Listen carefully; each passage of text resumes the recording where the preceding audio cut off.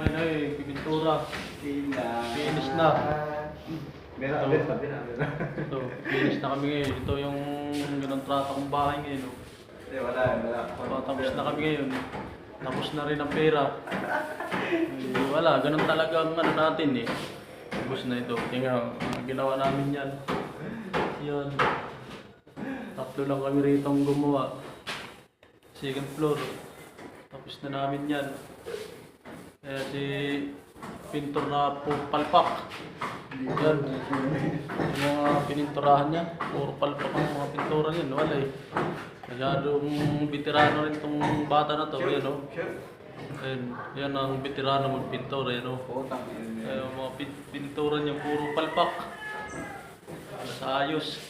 Ulit-ulit na lang. Yung sa nakikita. Wala na. Salamat sa inyo. Pakipalo at share.